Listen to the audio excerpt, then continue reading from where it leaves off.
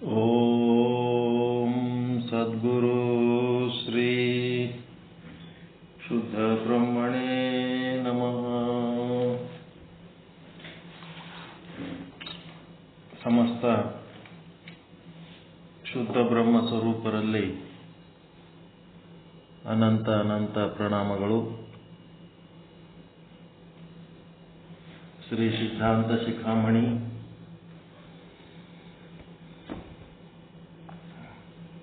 ಪೂಜ್ಯ ಶ್ರೀ ಮಲ್ಲಿಕಾರ್ಜುನ ಶಿವಯೋಗಿಗಳ ಪ್ರವಚನ ಸಾರ ಸಂಗ್ರಹಕಾರರು ಶ್ರೀ ಸಿದ್ದೇಶ್ವರ ಸ್ವಾಮೀಜಿಯವರು, ಜ್ಞಾನ ಯೋಗಾಶ್ರಮ ಬಿಜಾಪುರ. ಆ ಗ್ರಂಥದ ಪೈಕಿ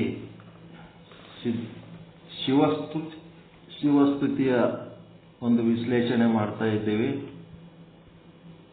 ಆ ಶಿವಸ್ತುತಿಯಲ್ಲಿ 3ನೇ ಶ್ಲೋಕ, ಯಸ್ಯೋರ್ಮಿ ಬುದ್ಬುದಾಭಾಸ ಷಟ್ತ್ರಿಂಶತತ್ವ ಸಂಚಯ ನಿರ್ಮಲಂ ಶಿವನಾಮಾನಾಂ ತಂ ವಂದೇ ಚಿನ್ಮಹೋದಧಿಂ. ಜ್ಞಾನ ಸಾಗರನಾದ ಪರಮಾತ್ಮನಲ್ಲಿ 36 ತತ್ವಗಳು ಆ ಜಲಸಾಗರದೊಳಗೆ ಯಾವ ರೀತಿ ತೆರೆಗಳು, ನೊರೆಗಳು, ಗುಳ್ಳೆಗಳು ಹುಟ್ಟಿ 4 ದಿನ ಇದ್ದು ಮತ್ತೆ ಅದೇ ಸಮುದ್ರದೊಳಗೆ ಹೆಂಗೆ ಲೀನ್ ಆಗ್ತವ, ಹಾಗೆ 36 ತತ್ವಗಳು ಕೂಡ ಏನಾಗ್ತವ, ಚಿನ್ಮೋಹೋದೆಮ್ಮ ಅಂತಂದ್ರೆ ಜ್ಞಾನ ಸಾಗರನಾದ ಪರಮಾತ್ಮನಲ್ಲಿ ಅಲ್ಲೇ ಸೃಷ್ಟಿಯಾಗ್ತವ, ಅಲ್ಲೇ ಸ್ವಲ್ಪ ಹೊತ್ತು ಇರ್ತವ, ಮತ್ತೆ ಅದೇ ಪರಮಾತ್ಮನಲ್ಲಿ ಲೀನ್ ಆಗ್ತವ. ಇದನ್ನು ನಾವು ಇಲ್ಲಿ ತಿಳ್ಕೋಬೇಕಾಗಿದ್ದೇನಂತಂದ್ರೆ, ನಾಶ ಆಗ್ತದ ಅನ್ನೋ ಶಬ್ದ ಬಿಟ್ಟು ಏನಾಗ್ತದ, ಎಲ್ಲಿದು ಬಂದಿತ್ತು ಅಲ್ಲಿಗೆ ಹೋಯ್ತು ಅನ್ನೋದು ತಿಳ್ಕೋಬೇಕು. ತನ್ನ ಮೂಲ ಕಾರಣ ವಸ್ತುವಿನಲ್ಲಿ ಲೀನ ಆಯಿತು ಅಂತ ತಿಳ್ಕೋಬೇಕು. ತಿಳ್ಕೊಂಡು ಈ ಪರಶಿವ ಪರಾಶಕ್ತಿಯರ ವರ್ಣನೆ ಬೆಳಗ್ಗೆ ಮಾಡಿ ಆಯಿತು. ಆ ಪರಶಿವ ಜ್ಯೋತಿ ರೂಪ, ಪರಾಶಕ್ತಿ ಪ್ರಭೆ, ಇದೇ ರೀತಿ ಶಬ್ದ ಅರ್ಥ, ರವಿ ರಶ್ಮಿ, ಚಂದ್ರ ಚಂದ್ರಿಕೆ, ಅಗ್ನಿ ಉಷ್ಣ, ಜಲ ಶೈತ್ಯ, ಇವು ಹೆಂಗದ ದೃಷ್ಟಾಂತಗಳು. ಅದೇ ರೀತಿ ಪರಶಿವ ಪರಾಶಕ್ತಿ ಹೆಂಗದ ಅಂತಂದ್ರೆ ಅವಿನಾಭಾವ ಸಂಬಂಧಿಗಳು, ಬೆರೆಸಿ ಒಂದಾಗದ, ಬಿಡಿಸಿ ಬೇರಾಗದ, ಕೂಡದ ಅಗಲದ ಕೂಟದ ಅಂತಿರುವರಿವರು. ಮತ್ತೆ ಪುಷ್ಪ ಮತ್ತು ಪರಿಮಳ ಹೆಂಗಿರ್ತಾವ ಹಂಗ ಒಂದೇ ಇರ್ತಾವ, ಬಟ್ ಪುಷ್ಪ ಪರಿಮಳವಲ್ಲ, ಪರಿಮಳ ಪುಷ್ಪವಲ್ಲ, ಅದು ಬೇರೆ ಇದು ಬೇರೆ ಅಂತ ತಿಳ್ಕೋಬೇಕು. ಮತ್ತೆ ಪರಶಿವ ಹೆಂಗದನ, ಅಪರಿಣಾಮಿ ಅದನ, ಆಶ್ರಯದಾತ ಅದನ. ಆ ಪರಶಿವೆ ಪರಾಶಕ್ತಿ ಹೆಂಗದಳ ಅಂತಂದ್ರ ಪರಿಣಾಮಶೀಲ ಅದಳ, ಆಶ್ರಯಿತೆ ಪರಮಾತ್ಮನನ್ನು ಆಶ್ರಯಿಸಿದವಳದಳ. ಇವರ ದಾಂಪತ್ಯಕ್ಕೆ ಏನಂತಾರಂದ್ರೆ ಪವಿತ್ರ ಸಂಯುಗಲ, ಪವಿತ್ರವಾದ ಸಂಯುಗಲ ಅಂತಾರೆ. ಈ ಸಂಯುಗಲದಿಂದ 36 ತತ್ವ ಹುಟ್ಟುತ್ತವ. ಈ ಪರ ಶಿವ ಹೆಂಗದನಂತಂದ್ರ ತ್ರಿಗುಣಾತೀತ ಅದನ. ಈ ಪರಾಶಕ್ತಿ ಹೆಂಗದವ, ತ್ರಿಗುಣಾತ್ಮಿಕೆ.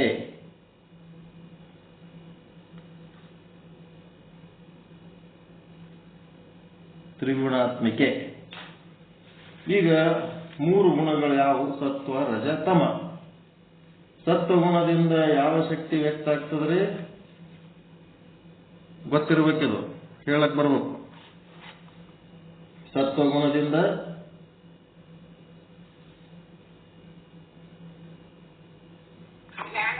ಜ್ಞಾನಶಕ್ತಿ. ಯಾವಾಗ ಆ ಒಂದು ಪರಾಶಕ್ತಿಯಲ್ಲಿ ಸತ್ವಗುಣ ಸಂವರ್ಧನ ಆಗ್ತದ, ಆವಾಗ ಆಕೆ ಹೆಸರು ಏನಾಗ್ತದ, ಆಕೆ ಹೆಸರೇನು, ಸತ್ವಗುಣಿಯಾದಂತ ಪರಾಶಕ್ತಿ. ಸತ್ವಗುಣ ಸಂವರ್ಧನ ಅಂತಂದ್ರ ಆ ಸತ್ವಗುಣ ಅವಳೊಳಗೆ ಹೆಚ್ಚಾಗಿ ತೋರುವಾಗ ಆಕೆ ಹೆಸರೇನು ತಾಳ್ತಾಳ, ಅಜಾದೇವಿ, ಅಜಾಮಾತೆ ಹೇಳಲ್ಲ ಮುಂಜಾನೆ. ಮತ್ತೆ ರಜೋಗುಣದೊಳಗ ಯಾವ ಶಕ್ತಿ ವ್ಯಕ್ತ ಆಗ್ತದ, ಆ ಪರಾಶಕ್ತಿಯ ರಜೋಗುಣದೊಳಗ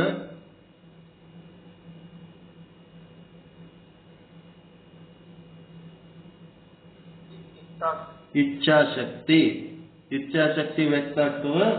ಮತ್ತ ಅಲ್ಲಿ ಏನ್ ಹೆಸರು ತಗೋತಾವ, ರಜೋಗುಣ ಜಾಸ್ತಿ ಆದಾಗ ಮಾಯೆ ಅನಿಸ್ಕೋತಾವ. ಮತ್ತೆ ತಮೋ ಗುಣದಿಂದ ಯಾವ ಶಕ್ತಿ ಪ್ರಕಟ ಆಗ್ತದ, ಕ್ರಿಯಾಶಕ್ತಿ. ಈ ಕ್ರಿಯಾಶಕ್ತಿ ಇದ್ದಾಗ ಈ ತಮೋ ಗುಣ ಪ್ರಧಾನ ಆದಾಗ ಆ ಪರಾಶಕ್ತಿಗೆ ಹೆಸರು ತಗೋತಾಳ ಪ್ರಕೃತಿ. ಇವೆಲ್ಲ ಗೊತ್ತಿರ್ಬೇಕು. ಜ್ಞಾನಶಕ್ತಿ, ಇಚ್ಛಾಶಕ್ತಿ, ಕ್ರಿಯಾಶಕ್ತಿ, ಸತ್ವ, ರಜ, ತಮ. ಮುಂದೆ ಅಜ, ಮಾಯಾ, ಪ್ರಕೃತಿ. ಈಕೆ ಏನೇ ಇದ್ರು ಸಹಿತ ನಿತ್ಯ ಮಂಗಲೆ, ಒಳ್ಳೇದೇ ಬಯಸ್ತಾಳೆ. ಎಲ್ಲ ತನ್ನ ಮಕ್ಕಳಿಗೆ ಒಳ್ಳೆಯದನ್ನೇ ಬಯಸ್ತಾಳೆ. ನಾವು ಈ ವಿಷಯದ ಮೇಲೆ ಒಂದು ನಂಬಿಕೆ ಇಟ್ಟಿರ್ಬೇಕು. ನಮಗೊಂದು ಏನಾರ ಹೆಚ್ಚು ಕಡಿಮೆ ಆಯ್ತು ಅಂತಂದ್ರೆ ಅದು ನಮ್ಮ ಒಳ್ಳೇದಕ್ಕೆ ಆಗ್ಯದಂತ ತಿಳ್ಕೋಬೇಕು. ಅದು ಕಷ್ಟ, ರೋಗ, ದುಃಖ, ಮತ್ತಿನ್ನೇನೇನೋ ಆಗಿರ್ಬೋದು, ಅದೆಲ್ಲ ನಮ್ಮ ಒಳ್ಳೇದಕ್ಕೆ ಆಗ್ಯದಂತ ತಿಳ್ಕೋಬೇಕು. ನಿತ್ಯ ಮಂಗಲೆ, ಯಾವ ಕಾಲಕ್ಕೂ ಅಕ್ಕಿ ಕೆಟ್ಟ ಬಯಸಂಗಿಲ್ಲ. ನಮಗ್ ತಿಳ್ಕೊಂಡು ಒಂದು ಕೆಟ್ಟ ಒಂದು ಒಳ್ಳೇದು ಅಂತ ಇಲ್ಲೇನ್ ನಡೆದೋ ಅದೆಲ್ಲ ಲೀಲೆ ನಮ್ಮ ಒಳ್ಳೇದಕ್ಕೆ. ನಾವು ಮಾಡಿದ ಕರ್ಮಗಳನ್ನು ಆದಷ್ಟು ಬೇಗ ಭೋಗಿಸಿ ಶುದ್ಧವಾಗಲಿ ಅಂತೇಳಿ ನಾನಾ ರೀತಿ ಸುಖ ದುಃಖಾದಿಗಳು ಉಂಟಾಗ್ತಿರ್ತಾವೆ. ಹಿಂಗಾಗಿ ಎಲ್ಲ ಏನೇನು ಬರ್ತದೋ ಅದನ್ನೆಲ್ಲ ಸಂತೋಷವಾಗಿ ಅನುಭವಿಸಬೇಕು. ಯಾರನ್ನ ನಂಬಿ ಆ ನಿತ್ಯ ಮಂಗಲೆಯಾದಂತ ಪರಾಶಕ್ತಿಯನ್ನ, ಅಮ್ಮ ನೀ ಹೆಂಗಿರ್ತಿ ಹಂಗ ಆಯ್ತಮ್ಮ ಅನ್ಬೇಕು. ಅದ್ರೊಳಗೆ ಏನದಪ್ಪ ಅಂತಂದ್ರೆ ಆಕೆ 3 ರೀತಿ ಸೃಷ್ಟಿ ಮಾಡ್ತಾವ. ಸೃಷ್ಟಿ ಒಳಗೆ ಏನದ ಅಂತಂದ್ರೆ ಪರಶಿವ ಏನ್ ಮಾಡ್ತಾನ, ಸಂಕಲ್ಪ ಮಾಡ್ತಾನ. ಪರಾಶಕ್ತಿ ಏನಾಗ್ತಾಳ, ಪರಶಿವ ಸಂಕಲ್ಪ ಮಾಡಿದರೆ ಪರಾಶಕ್ತಿ ಆತನ ಸಂಕಲ್ಪದಂತೆ ವಿಕಾಸ ಹೊಂದುತ್ತಾಳ. ಇದು ಏನದ, ಈ ಶಕ್ತಿ ವಿಶಿಷ್ಟಾದ್ವೈತ ಸಿದ್ಧಾಂತ ಶಕ್ತಿ ಶಿವ ಇದೇನದ ಅಂದ್ರೆ ಈಶ್ವರ ಮತ್ತು ಪ್ರಕೃತಿ ಅಂತೇನು ವೇದಾಂತದೊಳಗದಲ್ಲ ಆ ಲೆಕ್ಕ ಇದು. ಅದಕ್ಕಿಂತ ಮ್ಯಾಲ ಪರಬ್ರಹ್ಮ, ಶುದ್ಧ ಬ್ರಹ್ಮ. ಆ ಶುದ್ಧ ಬ್ರಹ್ಮನೊಳಗೆ ಎರಡಿಲ್ಲ, ಅದು ಒಂದೇ ಅದ. ಆ ಶುದ್ಧ ಬ್ರಹ್ಮನ ಒಂದು ಸತ್ತಾಸ್ಫೂರ್ತಿಯಿಂದ ಈ ಪರಶಿವ ಪರಾಶಕ್ತಿಯರು ಕೆಲಸ ಮಾಡ್ತಾರ. ಈ ಸಿದ್ಧಾಂತ ಶಿಖಾಮಣಿ ಒಳಗ ಇವರಿಗೆ ಪರಶಿವ ಪರಾಶಕ್ತಿ ಅಂದರ, ವೇದಾಂತದೊಳಗೆ ಏನ್ ಮಾಡ್ಯಾರ, ಈಶ್ವರ ಮತ್ತು ಪ್ರಕೃತಿ ಮಾಯೆ, ಈಶ್ವರ ಮತ್ತು ಮಾಯೆ ಅಂತಾರ. ಇಲ್ಲಿ ಹೆಂಗದ ಅಂದ್ರೆ ನಿತ್ಯ ಮಂಗಲೆ. ಅಲ್ಲಿ ಪರಮಾತ್ಮ ಸಂಕಲ್ಪ ಮಾಡಿದ್ದಕ್ಕ ಎಂತ ಸಂಕಲ್ಪ, ಒಂದು ಪರಮಾತ್ಮನ ಸಂಕಲ್ಪ ಸತ್ ಸಂಕಲ್ಪ. ಅದ್ರ ಬಗ್ಗೆನೆ ಮುಂದೆ ಬಹಳ ದೊಡ್ಡ ಪುರಾಣ ಹೇಳೋದ ನಾವು ಇದ್ರಾಗ ವಿಚಾರ ಸಾಗರದೊಳಗೆ. ಅವನ ಸಂಕಲ್ಪ ಹೆಂಗಿರ್ತದ ಏನು ಎಲ್ಲ ಬರ್ತದ ಮುಂದೆ. ಅವನ ಸಂಕಲ್ಪ ಮಾಡಿದಂಗ ಏನಾಗ್ತದ, ಹ್ಯಾಂಗ ಸಂಕಲ್ಪ ಮಾಡ್ತಾನ ಹಾಂಗ ಈ ಪರಾಶಕ್ತಿ ಏನಾಗ್ತಾಳ, ವಿಕಾಸ ಹೊಂದುತ್ತಾಳ ಅವನ ಸಂಕಲ್ಪಕ್ಕೆ ತಕ್ಕಂತೆ. ಅದಕ್ಕ ನಿರ್ಬಿಡೆಯಿಂದ ಆ ಪರಾಶಕ್ತಿಯನ್ನ ಏನಂತ ಕರೆದಾರ ವೇದಾಂತಿಗಳು ಅಂತಂದ್ರೆ ಅನುಕೂಲೆ ಅಂತ ಕರೆದಾರ. ಅನುಕೂಲೆ, ಅನುಕೂಲೆ ಅಂತಂದ್ರೆ ಸಂಪೂರ್ಣ ಆ ಪರಶಿವನಿಗೆ ಅನುಕೂಲದ ಗದಳಕ್ಕಿ. ಹಾಗೇನಾರ ನಮ್ಮ ಹೆಂಡ್ರಿಗೆ ಅನುಕೂಲೆ ಅನ್ನಂಗ ಅದ ಏನ್ ಪರಿಸ್ಥಿತಿ ಅನ್ಲಕ್ ಬರ್ತದ, ಅದರೇನ ಹಂಗ? ಗಂಡ್ರಿಗೆ ಹೆಂಡ್ರಿಗೆ ಏನಾರ ಅನುಕೂಲ ಅದರ?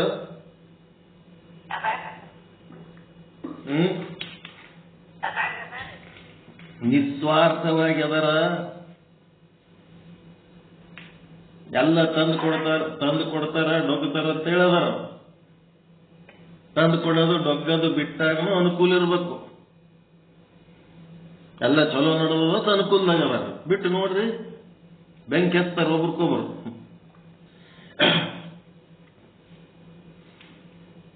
ಅದಕ್ಕ ಅಲ್ಲಿ ಏನದ ಅಂತಂದ್ರೆ ಅವನದು ಸತ್ ಸಂಕಲ್ಪ. ಆ ಸಂಕಲ್ಪದಂತೆ ಈಕೆ ಅನುಕೂಲೆ ಏನಾಗ್ತಿರ್ತಾವ, ವಿಕಾಸ ಹೊಂದುತ್ತಿರ್ತಾವ. ಜೀವನದು ಏನದ, ಇವನು ಸಂಕಲ್ಪ ಮಾಡ್ತಾನೆ, ಆದರೆ ಇವೊಂದು ಸತ್ ಸಂಕಲ್ಪ ಅಲ್ಲ. ಯಾಕಂದ್ರ ಇವನು ಸಂಕಲ್ಪ ಮಾಡಿದಂಗ ಜಗತ್ತಿನಾಗ ನಡಿಬಹುದು, ನಡಿಯದೆ ಇರಬಹುದು. ಹೆಂಡತಿಗೆ ಮಾತು ಏನಾರ ಹೇಳ್ಬೋದು, ಹೆಂಡತಿ ಕೇಳಬಹುದು, ಕೇಳದೆ ಇರಬಹುದು. ಮಕ್ಕಳಿಗೆ ಹೇಳಿದ್ರ ಮಕ್ಕಳು ಕೇಳಬಹುದು, ಕೇಳದೆ ಇರಬಹುದು. ಅದಕ್ಕೆ ನಾನು ಜೀವ ಅನ್ನೋದು ಇವ ಅರಿವು ಇಟ್ಕೋಬೇಕು. ಕೆಲವೊಬ್ಬರು ಜೀವ ಹೋಗಿ ಏನ್ ಮಾಡ್ಕೊಂಡ್ಬಿಟ್ಟಾರ, ತಾವೇ ಹೆದ್ದಕ್ಕಂತ ಪರಶಿವ ಇದ್ದಂಗೆ ತಿಳ್ಕೊಂಡ್ಬಿಟ್ಟಿರ್ತಾರ. ಅದೇ ಒಂದು ದೊಡ್ಡ ಸಮಸ್ಯೆ. ತಮ್ದು ಸತ್ ಸಂಕಲ್ಪದಂತೆಯೇ ನಡಿಬೇಕೆಲ್ಲ. ನಮ್ಮ ಅಪ್ಪ ಇರತನ ಅದೇ ಮಾಡಿ ಹೋಗ್ಬಿಟ್ಟ. ದರಿದ್ರ ಅಧಿಕಾರ, ಭಯಂಕರ ಅಧಿಕಾರ ನಡೆಸಿ ಹೋಗ್ಬಿಟ್ಟ. ಎಲ್ಲರದು ಪ್ರತಿಭೆಗಳು ಮೂಲಿಕ ಗುಂಪು. ನಮ್ಮ ತಾಯಿ ಎಷ್ಟು ಹುಷಾರಿದ್ದಳು, ಆಕಿ ಶಾಣತನವನ್ನ ಒಂದು ಚೂರು ಪ್ರಕಟ ಮಾಡ್ಲಕ್ ಬಿಡ್ಲಿಲ್ಲ. ತಾನು ಹೇಳ್ದಂಗೆ ಕೇಳ್ಬೇಕು, ಹೇಳಿದ್ದು ಕೇಳ್ಬೇಕು, ಹಾಕಿ ತಿನ್ಬೇಕು, ಸೋಮ್ ಇರ್ಬೇಕು. ಇದೇನದ, ಅಜ್ಞಾನದ ಪರಮಾವಧಿ. ಅದು ಜೀವರುಗಳ ಅಜ್ಞಾನದ ಪರಮಾವಧಿ. ನಂದೇ ನಡಿಬೇಕು ಅಂತೇಳಿ ದುರಂಕಾರ ಏನದಲ್ಲ, ಅದು ಅಲ್ಲ. ಹೆಂಗಿರ್ಬೇಕು, ಸಂಕಲ್ಪ ಇರಲಿ, ಆದರೆ ಪ್ರಯತ್ನ ಮಾಡಬೇಕು. ಅದು ಆಗಬಹುದು, ಆಗದೆ ಇರಬಹುದು. ಅದಕ್ಕೆ ಇಂಗ್ಲಿಷ್ನಾಗ ಅಂತಾರೆ, ವಿ ಆರ್ ಹ್ಯೂಮನ್ ಬೀಯಿಂಗ್ಸ್. ನಾವೆಲ್ಲರೂ ಜೀವರುಗಳು. We are not God. ನಾವು ಅನ್ಕೊಂಡದ್ದೆಲ್ಲ ಆಗ್ಬೇಕಂದ್ರೆ ನಾವು ದೇವರಲ್ಲ ಅಂತ ಇಂಗ್ಲಿಷ್ನಾಗ ಅಂತಾರ. ಅದರಂಗೆ ಇಲ್ಲಿ ಸಹಿತ ಪರಶಿವ ಅಂತಂದ್ರೆ ನಾವು ಏನ್ ಅನ್ಕೋತಾನೋ ಅದೆಲ್ಲ ಆಗ್ತದ. ನಾವು ಜೀವರುಗಳು ಏನದೀವಿ, ಆಗಬಹುದು, ಆಗದೆ ಇರಬಹುದು. ಅದು ಏನಕ್ಕಿರ್ಲಿ ಬಿಡ್ರಿ. ಮುಂದೇನಾಯ್ತು, ದೈವಿ ಸೃಷ್ಟಿ, ಮಿಶ್ರ ಸೃಷ್ಟಿ, ಜಡ ಸೃಷ್ಟಿ ಅಂತ 3 ರೀತಿಯಾಗಿ ಏನಾಗ್ತಾಳ, ಈ ನಿತ್ಯ ಮಂಗಲೆ, ಅಜಾದೇವಿ, ಮಾಯಾದೇವಿ, ಪ್ರಕೃತಿ ದೇವಿ ಇವರು ವಿಕಾಸ ಹೊಂದುತ್ತಾರ. ಅದಕ್ಕೀಗ ಅಜಾದೇವಿ ದೈವಿ ಸೃಷ್ಟಿ ಅಂತಂದ್ರ ಚೇತನದ ಸೃಷ್ಟಿ ಹೆಂಗ್ ಮಾಡ್ತಾಳ, ಚೇತನದ ಸೃಷ್ಟಿ ಹೆಂಗ್ ಮಾಡ್ತಾಳ ಅಂತಂದ್ರೆ, ದೈವಿ ಸೃಷ್ಟಿ ಸತ್ಯ ಏನದು, ಸತ್ವಗುಣ, ಜ್ಞಾನಶಕ್ತಿ ಪ್ರಕಟ ಮಾಡಕ್ಕೆ ಅಜಾದೇವಿಯ ಗರ್ಭ. ಈ ಅಜಾದೇವಿಯ ಗರ್ಭದಲ್ಲಿ ಆ ಒಂದು ಪರ ಶಿವನ 5 ವಿಶೇಷಣಗಳು ಯಾವ್ಯಾವದವ್ರಿ? ಪರಶಿವನ 5 ವಿಶೇಷಣಗಳು: ಸತ್ ಚಿತ್ ಆನಂದ ನಿತ್ಯ ಪರಿಪೂರ್ಣ. ಇಲ್ಲಿ ಏನದಪ್ಪ ಅಂತಂದ್ರೆ, ಆ ಅಜಾದೇವಿಯ ಗರ್ಭದಲ್ಲಿ ಸತ್ಯಂಬ ಬಿಂಬ, ಯಾರ್ದು? ಪರಶಿವನ ಸತ್ಯಂಬ ಬಿಂಬದ ಶುದ್ಧ ವಿದ್ಯಾ ಎಂಬ ಪ್ರತಿಬಿಂಬ ಉಂಟಾಗುತ್ತದೆ. ಅಜಾದೇವಿಯ ಸೃಷ್ಟಿ ಇದು. ಬರ್ಕೋರಿ ಒಂದು ಸೆಂಟೆನ್ಸ್. ಅಜಾದೇವಿಯ ಗರ್ಭದಲ್ಲಿ ಪರಶಿವನ ಸತ್ ಎಂಬ ವಿಶೇಷಣದ ಶುದ್ಧ ವಿದ್ಯಾ ಎಂಬ ಪ್ರತಿಬಿಂಬ ಉಂಟಾಗುತ್ತದೆ. ಶುದ್ಧ ವಿದ್ಯಾ ಹಿಂಗಂದ್ರೇನ್ರಿ?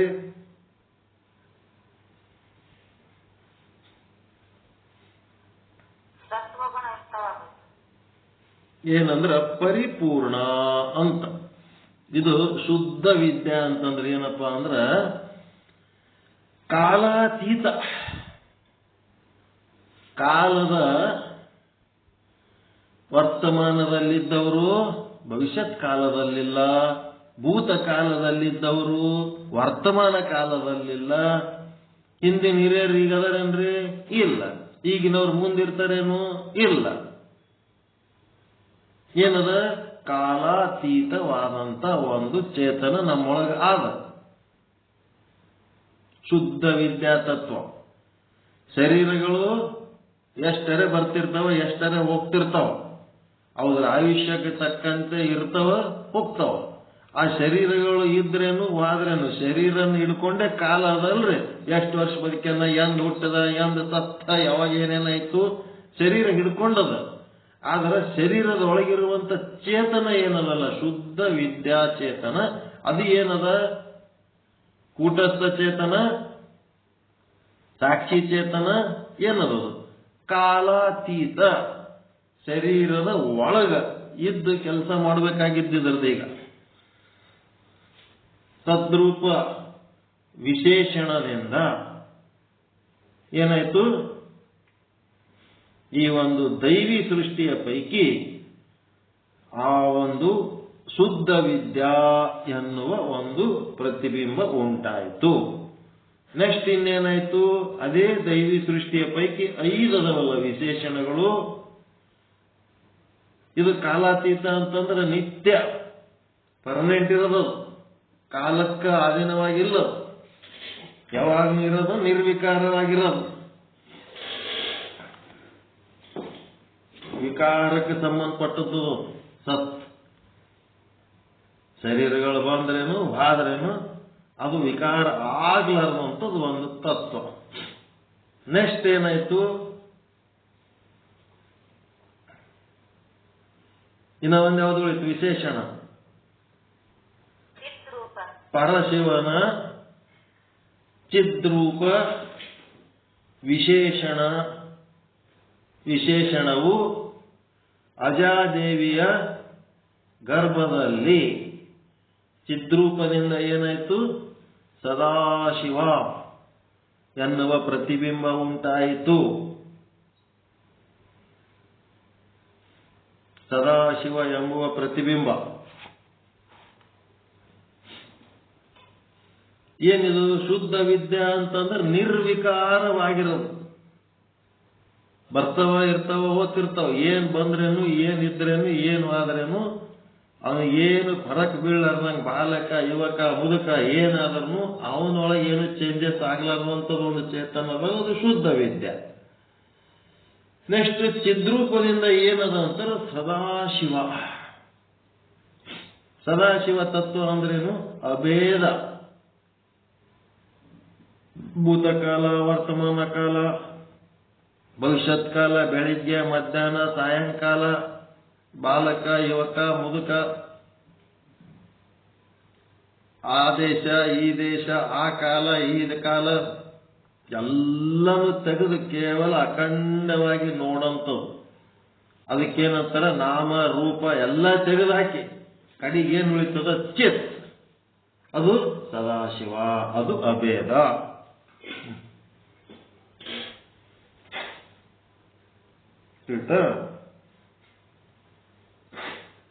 ಮುಂದೆ ಮೂರನೇದ್ದು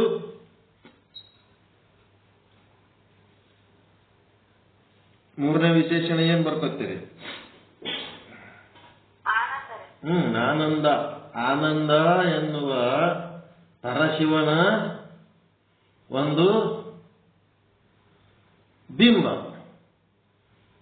ಪರಶಿವನ ಬಿಂಬ ಆನಂದ ರೂಪ ವಿಶೇಷಣ ಏನದಲ್ಲ, ಅದರಿಂದ ಏನು ಹುಟ್ಟುತ್ತದಪ್ಪ ಅಂದ್ರೆ ಈಶ್ವರ ಅನ್ನುವಂತ ಅಜಾದೇವಿಯ ಗರ್ಭದಲ್ಲಿ ಈಶ್ವರ ಎನ್ನುವ ತತ್ವ ಹುಟ್ಟುತ್ತದೆ.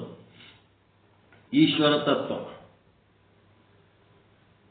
ಈ ಈಶ್ವರ ತತ್ವ ಏನದಪ್ಪ ಅಂತಂದ್ರ ಆನಂದ ರೂಪ ಅದ. ಆನಂದ ರೂಪ ಎಂತ ಆನಂದ? ಸಮಾಧಿ ಒಳಗೆ ಹೋಗಿ ಉತ್ಥಾನ ಅನುತ್ಥಾನಗಳಿಲ್ಲದಂತ ಸಮಾಧಿ, ಅಖಂಡ ಸಮಾಧಿ, ಆನಂದನೇ ಆನಂದ. ಅದು ಈಶ್ವರ ತತ್ವ. ಇದು ಮೂರನೇದ್ದು. ಅದಕ್ಕೆ ಅವ ಕಣ್ಣು ಮುಚ್ಕೊಂಡು ಕೂತಿರ್ತಾನೆ, ಯಾವಾಗಲೂ ಆನಂದ ಸ್ವರೂಪ ಈಶ್ವರ.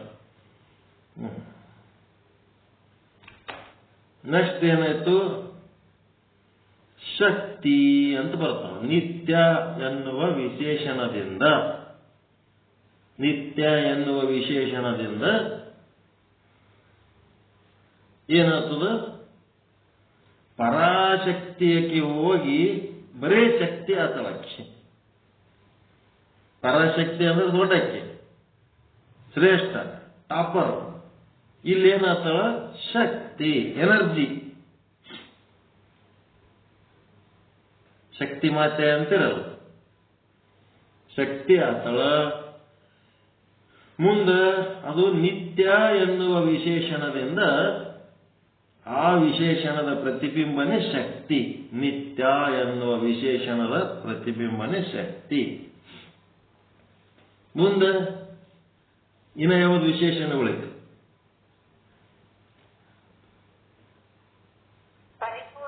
ಪರಿಪೂರ್ಣ ಎನ್ನುವ ವಿಶೇಷಣದಿಂದ ಏನಾಯ್ತು? ಶಿವ. ಪರಿಪೂರ್ಣ ಎನ್ನುವ ವಿಶೇಷದಿಂದ ಶಿವ.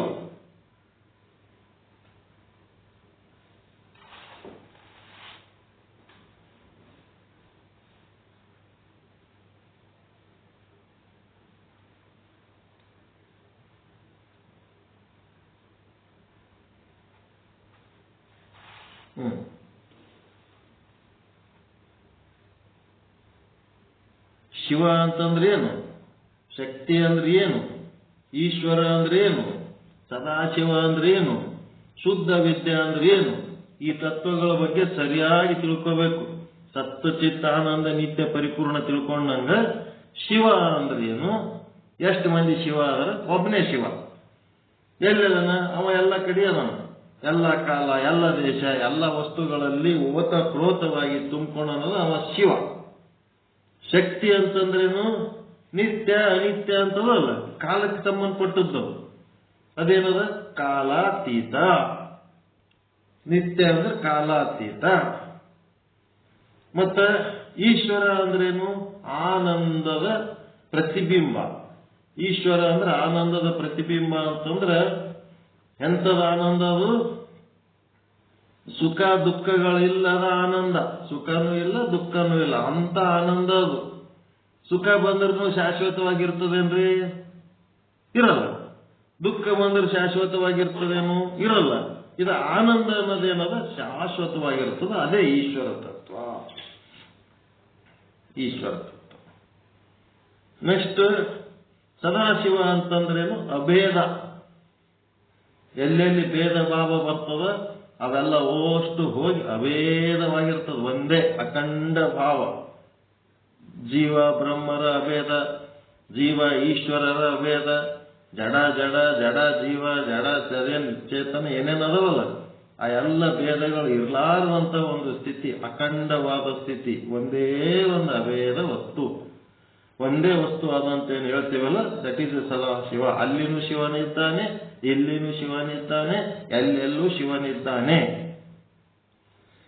ಹಿರಣ್ಯಕಶ್ಯಪು ಕೇಳ್ತಾನಿಲ್ಲ, ಆ ಕಂಬದಲ್ಲಿದ್ದಾನ ಇದ್ದಾನ, ಈ ಕಂಬದಲ್ಲಿದ್ದಾನ ಇದ್ದಾನ, ನನ್ನಲ್ಲಿ ಇದ್ದಾನೆ, ನಿನ್ನಲ್ಲಿ ಇದ್ದಾನೆ, ಎಲ್ಲ ಕಡೆ ಅವ, ಎಲ್ಲ ಕಾಲ ಎಲ್ಲ ದೇಶಗಳಲ್ಲಿ ಅದನ. ಅವನಿಗೆ ಸದಾಶಿವ ಅಂತಾರೆ, ಅಭೇದವಾಗಿರ. ಮತ್ತೆ ಸದ್ರೂಪ, ಅದರದ್ದು ವಿಶೇಷಣ ಏನಂದ್ರೆ ನಿರ್ವಿಕಾರಿ. ಚೇಂಜ್ ಹಾಕೋತ್ ಹೋಗ್ತಿರ್ತದೆ ಜಗತ್ತಿನ ಎಲ್ಲಾ ಪರಿಣಾಮ ಒಂದು ಚೇಂಜ್ ಹಾಕೋತ್ ಹೋಗ್ತಿರ್ತದೆ. ಚೇಂಜ್ ಹಾಕೋತ್ ಹೋಗಿದ್ದೇನದು ಚೇಂಜ್ ಆಗ್ಲಾರ್ದಂಥದ್ದು ಒಂದು ನಿರ್ವಿಕಾರಿ ತತ್ವ. ನಿರ್ವಿಕಾರಿ ತತ್ವ. ಈ ರೀತಿ ಇದು ದೈವಿ ಸೃಷ್ಟಿ. ಈ ದೈವಿ ಸೃಷ್ಟಿ ಒಳಗ ಸತ್ವಗುಣ ಉಳ್ಳಂತ ಒಂದು ಅಜಾಡ್ ದೇವಿಯ ಗರ್ಭ. ಇಲ್ಲಿ ಜ್ಞಾನ ಶಕ್ತಿಯದೇ ಲೀಲೆ. ಇಲ್ಲಿ ಶುದ್ಧ ವಿದ್ಯಾ, ಸದಾಶಿವ, ಈಶ್ವರ ಮತ್ತು ಕಾಲಾತೀತ ಶಕ್ತಿ, ಪರಿಪೂರ್ಣ ಶಿವ, ಪರಮಾನಂದ ಸ್ವರೂಪ ಈಶ್ವರ, ಮೋಕ್ಷಪ್ರದಾಯಕ ಮತ್ತು ಸದಾಶಿವ, ಶುದ್ಧ ವಿದ್ಯಾ, ನಿರ್ವಿಕಾರಿ. ಇವುದರ ಅರ್ಥ ಆಯ್ತರ 5 ತತ್ವಗಳು, 5 ದೈವಿ ಸೃಷ್ಟಿಗಳು. ಇವು ಹೆಂಗಂದ್ರೆ ತಿಳಿ ನೀರಿದ್ದಂಗೆ. ಇವು ಸತ್ವಗುಣ ಅಂದ್ರೆ ಮ್ಯಾಲಿಂದ ತಿಳಿ ನೀರಿದ್ದಂಗ. ತಿಳಿ ನೀರು ತೆಕ್ಕೊಂಡ್ಮೇಲೆ ಮಧ್ಯದಲ್ಲಿ ಏನ್ ಬರ್ತದ? ರಾಡಿ ನೀರು. ಅದಕ್ಕಿಂತ ಕೆಳಗೆ ಅಂದ್ರೆ ಕೆಸರು ಬರ್ತದೆ. ಈಗೇನಾಗ್ತದ? ನೆಕ್ಸ್ಟ್ ರಾಡಿ ನೀರು, ಮಿಶ್ರ ಸೃಷ್ಟಿ. ಮಣ್ಣಿನ ಸಣ್ಣ ಸಣ್ಣ ಸಣ್ಣ ಕಣಗಳು ಆ ನೀರೊಳಗೆ ಸೇರಿ ಏನಾಗ್ಬಿಟ್ಟದ, ಅಲ್ಲಿ ಶುದ್ಧ ನೀರೇ ಅದ. ಶುದ್ಧ ನೀರಿದ್ರೂ ಸಹಿತ ಅದ್ರೊಳಗೆ ಮಣ್ಣು ಸೇರಿದ್ದಕ್ಕೆ ಅದು ರಾಡಿ ನೀರಾಗ್ಯದ. ಈಗ ಹೊಲಸು ಕನ್ನಡಿ ಒಳಗ ಮುಖ ನೋಡ್ಕೊಂಡ್ರೆ ನಿಮ್ಮ ಮುಖ ಎಷ್ಟೇ ಸ್ವಚ್ಛ ಇದ್ರೂ ಸಹಿತ ನಿಮ್ಮ ಮುಖನೂ ಹೊಲಸೆ ಕಾಣ್ತದ ಇಲ್ಲ? ಹೌದಾ ಇಲ್ರಿ? ಕನ್ನಡಿ ಹೊಲಸಿತ್ತಂದ್ರೆ ಅದ್ರಾಗ ಮುಖ ನೋಡಿದ್ರೆ ಮುಖನೂ ಹೊಲಸಿ ಕಾಣಿಸ್ತದೆ, ಮುಖ ಸ್ವಚ್ಛ ಕಾಣಿಸ್ತದ.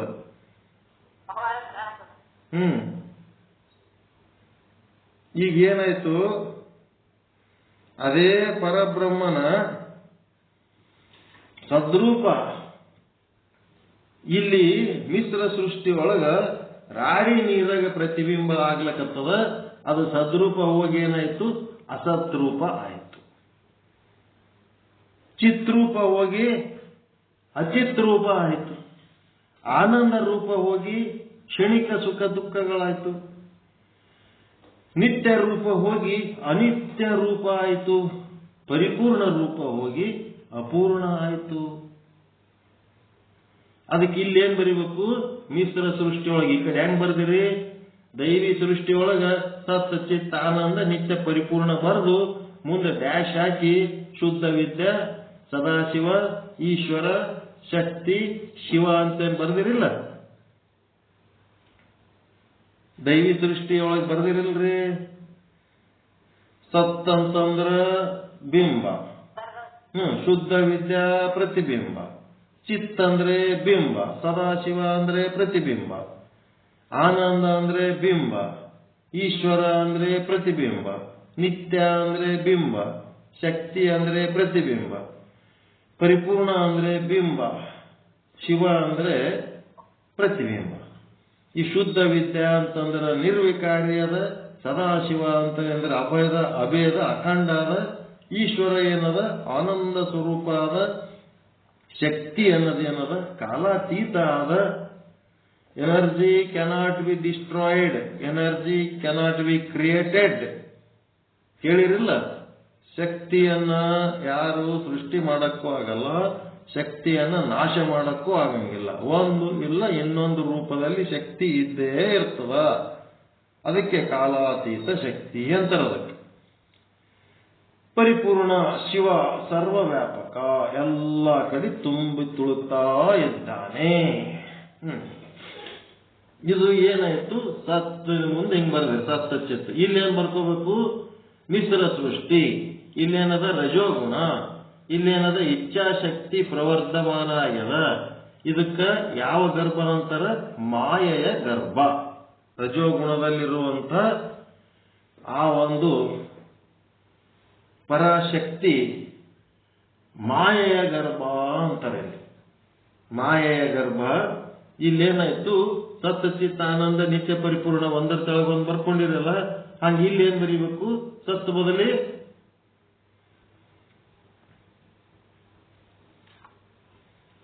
ಏನ್ ಬರೀತೇವೆ, ಅಸತ್ತು. ಸತ್ ಬದಲಿ ಅಸತ್ತು, ಚಿತ್ ಬದಲಿ ಅಚಿತ್ತು, ಆನಂದದ ಬದಲಿ ಕ್ಷಣಿಕ ಸುಖ ದುಃಖ, ನಿತ್ಯದ ಬದಲಿ ಅನಿತ್ಯ, ಪರಿಪೂರ್ಣದ ಬದಲಿ ಅಪೂರ್ಣ ಅಥವಾ ಅಪರಿಪೂರ್ಣ. ಅಪೂರ್ಣ ಅಂತ ಬರೆದ್ರೆ ಸಾಕು. ಇಲ್ಲೇನಾಗಬೇಕಾಗ್ಯದ, ಅಸತ್ತಿನ ಮುಂದ ಈ ಅಸತ್ತು ಏನಾಗ್ಬಿಡ್ತು, ಹೊಲಸು ಕನ್ನಡಿ ಇದ್ದದಕ್ಕೆ ಇದೇನಾಯ್ತು, ಅದೇ ಪರಮಾತ್ಮನ ಪ್ರತಿಬಿಂಬ ಏನಾಗ್ಯದ, ಇಲ್ಲಿ ಅಸತ್ತಾಗಿ ಕಾಣ್ಲಕತ್ತದ. ಈ ಅಸತ್ತೇನಾಗ್ಯದ, ಬಿಂಬ ಆಗ್ಯದ. ಮತ್ತೇನಾಗ್ಯದ, ಅದ್ರ ಪ್ರತಿಬಿಂಬ ಯಾವ್ದಾಗ್ಯದ ಅಂದ್ರೆ ನಿಯತಿ ಅಂತ ಬರ್ಕೋಬೇಕು. ನಿಯತಿ ನಿಯತಿ ನಿಯತಿ ಅಂತಂದ್ರೇನು, ವಿಕಾರ ಆಗೋದು, ಚೇಂಜ್ ಆಗೋದು, ಇದ್ದಂಗೆ ಇರಂಗಿಲ್ಲ. ಬಾಲಕ ಹೋಗಿ ಯುವಕ ಆಗೋದು, ಯುವಕ ಹೋಗಿ ಮುದುಕ ಆಗೋದು, ಹಾಲು ಹೋಗಿ ಮೊಸರಾಗೋದು, ಮೊಸರು ಹೋಗಿ ಮಜ್ಜಿಗೆ ಆಗೋದು, ಮಜ್ಜಿಗೆ ಹೋಗಿ ಬೆಣ್ಣೆ ಆಗೋದು, ಬೆಣ್ಣೆ ಹೋಗಿ ತುಪ್ಪ ಆಗೋದು, ಇದೆಲ್ಲ ನಿಯತಿ. ವಿಕಾರ ಹಾಕೋತ ಹೋಗ್ತದೆ. ಶುದ್ಧ ವಿದ್ಯೆ ನಿರ್ವಿಕಾರಿ. ನಿಯತಿ ವಿಕಾರಿ, ಅದು ಸದ್ರೂಪದ ಪ್ರತಿಬಿಂಬ, ಇದು ಅಸದ್ರೂಪದ ಪ್ರತಿಬಿಂಬ. ನೆಕ್ಸ್ಟ್ ಅಚಿತ್. ಇದ್ರದ್ದು ಯಾವ ತತ್ವ? ಅದು ಅಸತ್ಲಿಂತ ನಿಯತಿ ತತ್ವ, ಅಚಿತ್ಲಿಂತ ಅವಿದ್ಯಾ ತತ್ವ. ಅವಿದ್ಯಾ ಅಂದ್ರೇನು? ಸದಾಶಿವ ಅಂದ್ರೆ ಏನ್ ಹೇಳಿದ್ದೆ? ಅಭೇದ ಅಖಂಡ. ಮತ್ತೆ ಇಲ್ಲೇನಾಯ್ತು? ಅವಿದ್ಯೆ ಅಂದ್ರೆ ಅದರ ಅಪೋಸಿಟ್ ಭೇದ. ಭೇದ ಭೇದ ಭಾವ. ಹಿಂದೂ ಬೇರೆ, ಲಿಂಗಾಯತ ಬೇರೆ. ವೀರಶೈವ ಬೇರೆ, ಲಿಂಗಾಯತ ಬೇರೆ. ಇದೇನಿದು? ಈ ಭೇದ ಭಾವ ಎದರಿಂದ ಬಂತು? ಅಚಿತ್ತಲಿಂದ ಬಂತು. ಇದು ಎಂತ ಸೃಷ್ಟಿ? ಮಿಶ್ರ ಸೃಷ್ಟಿ. ಇದೇನು? ರಜೋಗುಣ. ಇದೇನು? ಮಾಯೆಯ ಗರ್ಭದಲ್ಲಿ ಹುಟ್ಟಿದ ಸಿದ್ಧಾಂತ. ಹಿಂದೂ ಬೇರೆ, ಲಿಂಗಾಯತ ಬೇರೆ, ವೀರಶೈವ ಬೇರೆ, ಮೂರ ಬಟ್ಟಿ ಮಾಡಿಡೋದು, ಇದೆಲ್ಲ ಏನದು? ಅವಿದ್ಯೆ, ಭೇದ ಭಾವ, ಅಜ್ಞಾನ. ಇದಕ್ಕಿಂತ ಮತ್ತೆ ಬೇರೆ ದೃಷ್ಟಾಂತ ಕೊಡೋದು ಬೇಕಾಗಿಲ್ಲ. ಸದಾಶಿವ ಅಂತಂದ್ರೆ ಏನದ? ಎಷ್ಟೇ ಜನ ಇರಲಿ, ಶಿವಯೋಗಿಗಳಿರಲಿ, ಶಿವಶರಣರಿರಲಿ, ಮತ್ತೆ ಶಿವಾಚಾರ್ಯರಿರಲಿ, ಶಿವಭಕ್ತರಿರಲಿ, ಎಲ್ಲರೂ ಅದೇ ಶಿವನ ಆರಾಧಕರು ಅಂತೇಳಿ ಅಖಂಡ ಭಾವ ತಾಳಿದರೆ ಅದು ಚಿದ್ರೂಪ. ಇದೇನದು? ಅಚಿದ್ರೂಪ. ಅದು ಬೇರೆ ಇದು ಬೇರೆ ಅಂತೇಳಿ ಚಿಲ್ಲರ ಬುದ್ಧಿ ತೋರಿಸೋದು. ಗೊತ್ತಾಯ್ತ್ರ? ಇದೆಲ್ಲ ಯಾಕೆ ಹೇಳ್ತೀನಿ ಅಂದ್ರೆ ಅದು ಹೇಳೋದು ಮುಖ್ಯ ಅಲ್ಲ, ನಿಮಗೆ ಚಂದ ತಿಳಿಲಿ ಅಂತ ಅಷ್ಟೇ. ನಾವು ಹೇಳೋದು ಕೇಳೋದ್ರಿಂದ ಯಾರಿಗೇನು ವ್ಯತ್ಯಾಸ ಆಗಲ್ಲ. ಯಾರೇನು ಬೇಡಪ್ಪ ಇಲ್ಲಿ ಹಿಂಗೆ ಹೇಳ್ತಾರ ತಿಳ್ಕಿ ಇದು ತಪ್ಪತ್ತೇಳಿ ಯಾರು ಪರಿವರ್ತನೆ ಆಗೋರಿಲ್ಲ. ಎಲ್ಲರೂ ತಮ್ಮ ತಾವೇ ಸಾಧಿಸೋರದ, ಏನು ಮಾಡೋಕ್ಕಾಗಲ್ಲ. ಮುಂದೇನಾಯ್ತು? ಮೂರನೇದ್ದು ಬಿಂಬ. ಕ್ಷಣಿಕ ಸುಖ ದುಃಖ ಅನ್ನೋದು ಬಿಂಬ. ಅದರ ಪ್ರತಿಬಿಂಬ ಏನದಪ್ಪ ಅಂದ್ರೆ ರಾಗ ದ್ವೇಷ. ರಾಗ ಬರ್ದ್ರೆ ಸಾಕು, ಅದ್ರ ಬಗಲ ದ್ವೇಷ ಇದ್ದೇ ಇರ್ತದೆ. ಎಲ್ಲಿ ರಾಗ ಚಾಲು ಆಗ್ತದ ಅದು ಕಡಿಗೊಮ್ಮೆ ದ್ವೇಷದಾಗ ಮುಕ್ತಾಯ ಆಗ್ತದೆ. ಎಲ್ಲಿ ದ್ವೇಷ ಚಾಲು ಆಗ್ತದ ಅದು ಮತ್ತೆ ರಾಗದಾಗ ಮುಕ್ತಾಯ ಆಗ್ತದೆ. ಹೆಂಗದು? ರಾಗ ದ್ವೇಷ ಅದು ಕ್ಷಣಿಕ ಸುಖ ದುಃಖ ಎಂಬುವ ಬಿಂಬದಿಂದ ಮಾಯ ಗರ್ಭದಲ್ಲಿ ಹುಟ್ಟಿದ ತತ್ವ ಏನದ? ಇದು ರಾಗ ದ್ವೇಷ. ಮುಂದಿನ ಏನೋಯ್ತು? ಮುಂದಿಂದು ಗುಣ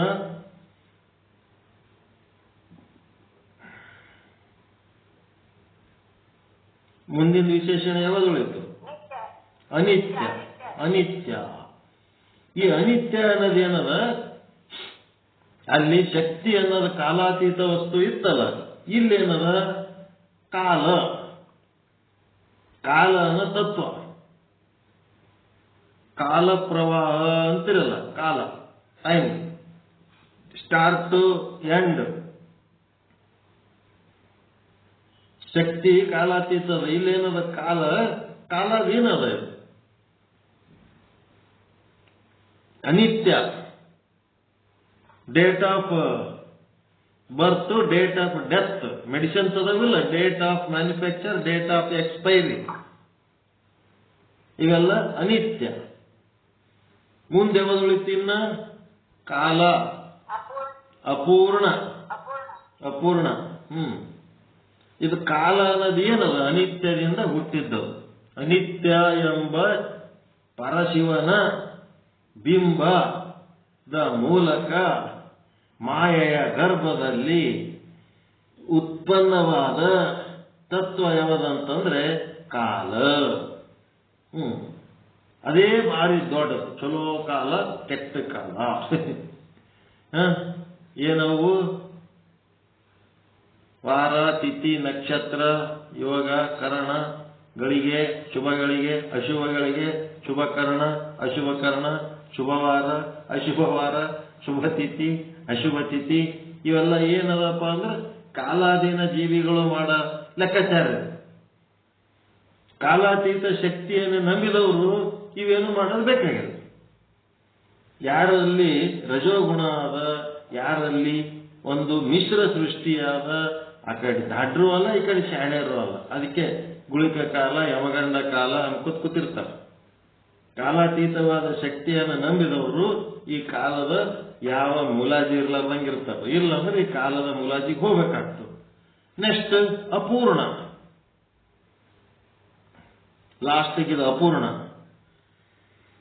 ಇದು ಅಪೂರ್ಣ ಏನದ? ಕಲೆ. ಕಲೆ ಶಿವ ಹೆಂಗದನ?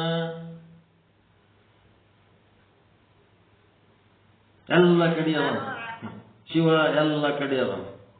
ಕಲೆ ಅಂತಂದ್ರೇನು? ಒಂದು ಬಟ್ಟಿ ಅದ ತಿಳ್ಕೊಳ್ರಿ, ದೊಡ್ಡದೊಂದು ಬಟ್ಟಿ, ಸೀರಿನೋ ಲುಂಗಿನೋ ದೋತ್ರ ಏನದ, ಹಂಗ ಶಿವ ಇದ್ದಂಗ. ಅದಕ್ಕೆ ಕಲೆ ಹಚ್ಚಿರ್ತಾವಲ್ಲ ಯಾವ್ರೆ ಒಂದಿಷ್ಟು. ಕಲಿ ಅಂದ್ರೆ ಅದು ಪರಿಪೂರ್ಣ ಇರ್ತದೆ. ಅದು ಕಲಿ ಎಲ್ಲೋ ಒಂದ್ ಕಡೆ ಅಪೂರ್ಣ. ಎಲ್ಲೋ ಒಂದು ಕಡೆ ಅಪೂರ್ಣವಾದಂಥವು, ಪರಿಪೂರ್ಣ ಅಲ್ಲವು, ಅಪೂರ್ಣ. ಪರಿಪೂರ್ಣ ಅಲ್ಲ, ಅಪೂರ್ಣ ಇರೋದು. ದೊಡ್ಡದೊಂದು ಬಿಳಿ ಬಟ್ಟೆ ಇದ್ದಂಗ ಶಿವ, ಅದಕ್ಕೊಂದೆಲ್ಲೋ ಕಲಿ ಹಚ್ಚಿತ್ತಂದ್ರೆ ಅದು ಅಪೂರ್ಣ. ಅದಕ್ಕೇನಂತಾರ? ಕಲಾ, ಕಲೆ. ಕಲೆ ಅಂದ್ರೆ ಹಿಂಗ ಅಪೂರ್ಣವಾದಂಥದ್ದು. ವರ್ತಮಾನ ಅಥವಾ ಭೂತಕಾಲದಲ್ಲಿರೋದು ಅಥವಾ ಭವಿಷ್ಯತ್ ಕಾಲದಲ್ಲಿರೋದು ಎಲ್ಲ ಒಂದ್ ಕಡೆ ಇರೋದು ಅಷ್ಟೇ ಕಲೆ. ಆದ್ರೆ ಭೂತ, ಭವಿಷ್ಯತ್, ವರ್ತಮಾನ ಎಲ್ಲದರಲ್ಲಿ ಇರೋದೇ ಅದು ಶಿವ. ಆದ್ರೆ ಯಾವುದೋ ಒಂದು ಕಾಲದಲ್ಲಿರೋದು ಕಲೆ. ಅದೇನದ? ಅಪೂರ್ಣ. ಒಂದು ಕಾಲದಲ್ಲಿ ಇದ್ದು ಇನ್ನೊಂದು ಕಾಲದಲ್ಲಿ ಇರಲಾರದ್ದು, ಒಂದು ದೇಶದಲ್ಲಿದ್ದು ಇನ್ನೊಂದು ದೇಶದಲ್ಲಿ ಇರಲಾರದ್ದು, ಮತ್ತೆ ಒಂದು ವಸ್ತುವಿನಲ್ಲಿದ್ದು ಇನ್ನೊಂದು ವಸ್ತುವಿನಲ್ಲಿ ಇರಲಾರದ್ದು. ಇದು ಕಲೆ. ಶಿವ ಎಲ್ಲದರೊಳಗೂ ಅದನ. ಘಟದೊಳಗೂ ಶಿವ ಅದನ, ಪಟದೊಳಗೂ ಶಿವ ಅದನ. ಹೌದಲ್ರಿ? ಎಲ್ಲದರಲ್ಲೂ ಶಿವ ಇರೋದೇನದು ಪರಿಪೂರ್ಣ. ಮತ್ತೆ ಘಟದೊಳಗೆ ಪಟ ಇಲ್ಲ, ಪಟದೊಳಗೆ ಘಟ ಇಲ್ಲ. ಘಟದೊಳಗೆ ಪಟ ಇಲ್ಲ, ಪಟದೊಳಗೆ ಘಟ ಇಲ್ಲ. ಘಟ ಅನ್ನೋದು ಒಂದು ಕಲೆ, ಪಟ ಅನ್ನೋದು ಇನ್ನೊಂದು ಕಲೆ. ಅರ್ಥ ಆಗ್ಲಕತ್ತಿರ್ಬೇಕಿದೆ ನಿಮಗೆ. ಜಗತ್ತಿನ ಎಲ್ಲ ನಾಮರೂಪಗಳೇನದವ? ಕಲೆಗಳು. ಎಲ್ಲ ನಾಮರೂಪಗಳಲ್ಲಿ ಅಖಂಡವಾಗಿ ವ್ಯಾಪಿಸಿರೋದು ಶಿವ. ಈಗ ಎಷ್ಟು ತತ್ವಗಳದು? ಈಗ ಅಲ್ಲಿ ಶುದ್ಧ ವಿದ್ಯಾ ತತ್ವ, ಸದಾಶಿವ ತತ್ವ, ಈಶ್ವರ ತತ್ವ, ಶಕ್ತಿ ತತ್ವ, ಶಿವ ತತ್ವ. 5 ಶುದ್ಧ ತತ್ವಗಳು. ದೈವಿ ಸೃಷ್ಟಿ. ಇನ್ನು ಮಿತ್ರ ಸೃಷ್ಟಿ ಏನದ? ಇಲ್ಲಿ 6ನೇ ತತ್ವ ಯಾವುದು? ನಿಯತಿ. 7ನೇದ್ದು ಅವಿದ್ಯೆ. 8ನೇದ್ದು ರಾಗ. 9ನೇದ್ದು ಕಾಲ. 10ನೇದ್ದು ಕಲಾ.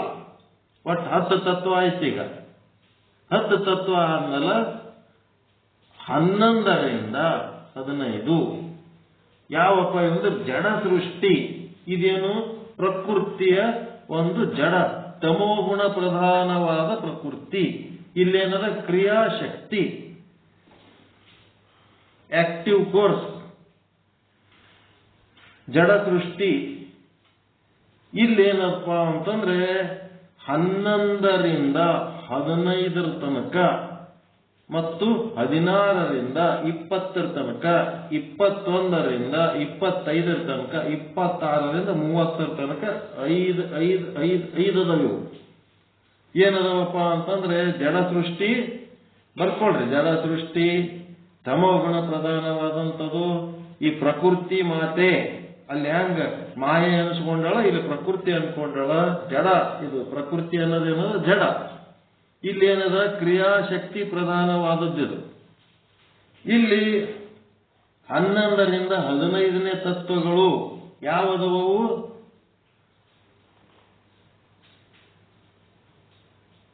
ಅದೇ ಸದ್ರೂಪ ಪರಮಾತ್ಮನ ಬಿಂಬರೂಪ ಏನಾಗ್ಯದ ಪ್ರಕೃತಿ ಒಳಗ, ಪ್ರಕೃತಿಯ ಗರ್ಭದಲ್ಲಿ 5 ತತ್ವಗಳು. ಸದ್ರೂಪ ಬ್ರಹ್ಮನು 5 ತತ್ವಗಳು ಯಾವುವಪ್ಪ ಅಂತಂದ್ರೆ ಜ್ಞಾತ್ರಾದಿ ಪಂಚ ಅಂತಃಕರಣಗಳು. ಜ್ಞಾತೃ ಅಂದ್ರೆ ಆಸಕ್ತಿ, ಮನ, ಬುದ್ಧಿ, ಚಿತ್ತ, ಅಹಂಕಾರ. ಜ್ಞಾತ್ರಾದಿ ಪಂಚ ಅಂತಃಕರಣಗಳು. ಜ್ಞಾತೃ ಜ್ಞಾನ ಜ್ಞೇಯ ಅದು ಬೇರೆ. ಇದು ಜ್ಞಾತೃ ಮನ ಬುದ್ಧಿ ಚಿತ್ತ ಅಹಂಕಾರ ಇದು ಬೇರೆ. ಇದಕ್ಕೆ ಜಮಾಯಿಸ್ಕೋಬಾರ್ದು.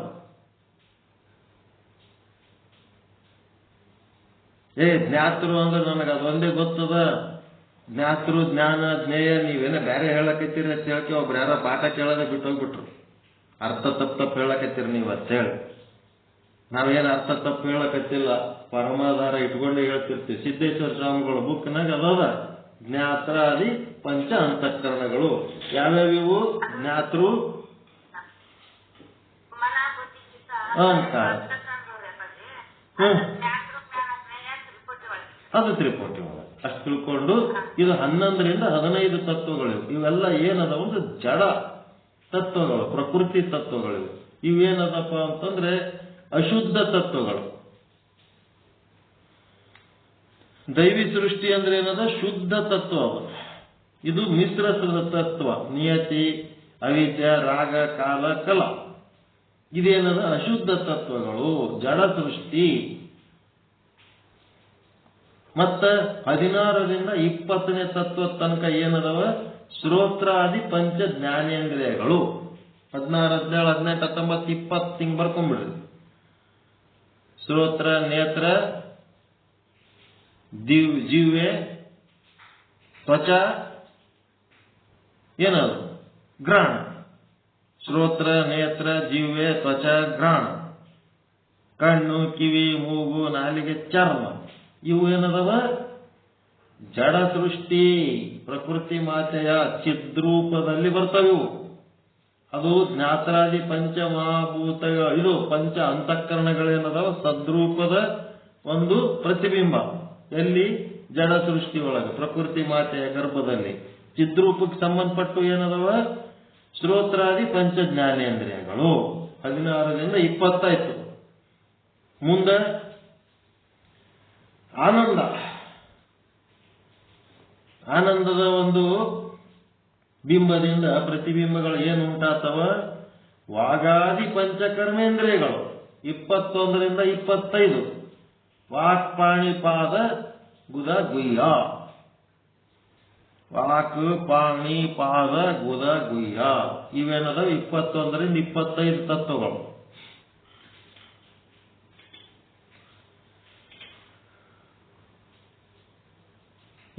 ಆಯ್ತಾ? ಮುಂದೆ ನಿತ್ಯ. ಆ ಒಂದು ಬಿಂಬದಿಂದ ಪ್ರಕೃತಿ ಮಾತೆಯ ಜಡ ಸೃಷ್ಟಿ ಯಾವುದಪ್ಪ ಅಂದ್ರೆ ಆಕಾಶಾದಿ ಪಂಚಮಹಾಭೂತಗಳು.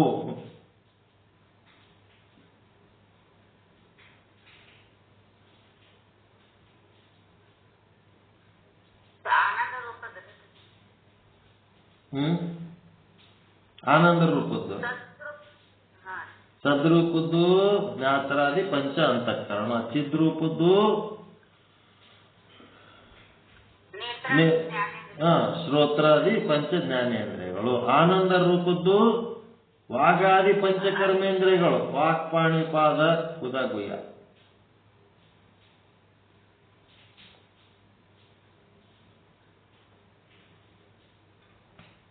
ಮುಂದೆ ನಿತ್ಯ, ಅದರದು ಪ್ರಕೃತಿಯ ಗರ್ಭದಲ್ಲಿ ನಿತ್ಯ ರೂಪ ವಿಶೇಷಣ, ಪರಶಿವನ ನಿತ್ಯ ರೂಪ ವಿಶೇಷಣದಿಂದ ಈ ಪ್ರಕೃತಿಯ ಗರ್ಭದಲ್ಲಿ ಆಕಾಶಾದಿ ಪಂಚಮಹಾಭೂತಗಳು ಹುಟ್ಟಿದವು. ಇವು 26ರಿಂದ 30. ಆಕಾಶವಾಯು ಅಗ್ನಿ,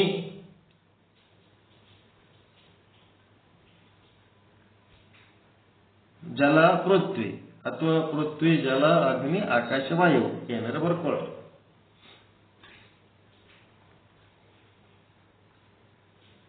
ನೆಕ್ಸ್ಟ್ ಏನಾಯ್ತು? ಪರಿಪೂರ್ಣ.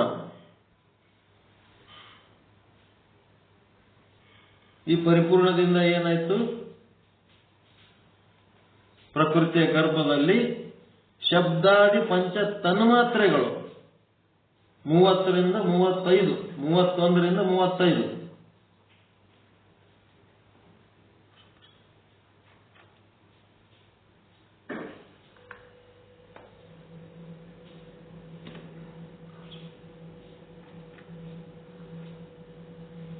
ಏನ್ ಬರ್ಕೋತೀರಿ? ಶಬ್ದ ತನ್ಮಾತ್ರೆಗಳು.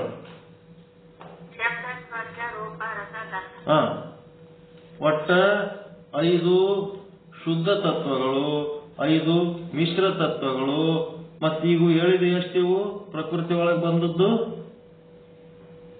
25 ಅಶುದ್ಧ ತತ್ವಗಳು.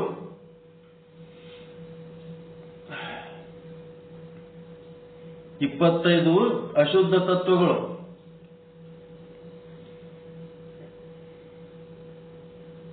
ಯಾವ್ದು ಮೆಜಾರಿಟಿ ಜಾಸ್ತಿ ಅದ? ಶುದ್ಧ ತತ್ವದ ಜಾಸ್ತಿ ಅದ, ಅಶುದ್ಧ ತತ್ವದ ಜಾಸ್ತಿ ಅದ?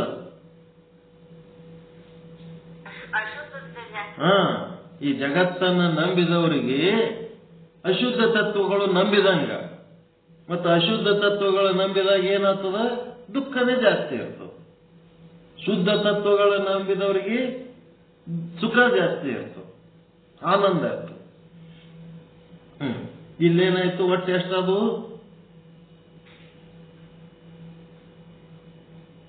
35. ಜ್ಞಾತ್ರಾದಿ ಪಂಚ ಅಂತಃಕರಣಗಳ 5, ಶ್ರೋತ್ರಾದಿ ಪಂಚ ಜ್ಞಾನೇಂದ್ರಿಯಗಳ 5, ವಾಗಾದಿ ಪಂಚ ಕರ್ಮೇಂದ್ರಿಯ 5, ಆಕಾಶಾದಿ ಪಂಚಭೂತಗಳು 5, ಶಬ್ದಾದಿ ಪಂಚ ತನ್ಮಾತ್ರೆಗಳು 5. 25 ತತ್ವ ಅಶುದ್ಧ ತತ್ವಗಳು, 5 ಮಿಶ್ರ ತತ್ವಗಳು, 5 ಶುದ್ಧ ತತ್ವಗಳು. ಒಟ್ಟೆಷ್ಟಾಯ್ತು? 35 ಆಯ್ತು. ಈ 35 ಆದ್ಮೇಲೆ ಒಂದು ಪರಮಾತ್ಮ ಅಂತೂ ಅದನ, ಅವನಂತೂ ಎಲ್ಲದರಾಗ ಅದನ, ಅವನದೇನು ಸಮಸ್ಯೆ ಇಲ್ಲ. ಆದರೆ ಈ ಜಡತತ್ವವನ್ನು ಮಾತ್ರ ಗುರುತಿಸಿ ಚೈತನ್ಯವನ್ನು ಗುರುತಿಸಲಾರದಂಥದ್ದೊಂದು ತತ್ವ ಅದಲ್ಲ, ಚಿದಾಭಾಸ ಜೀವ.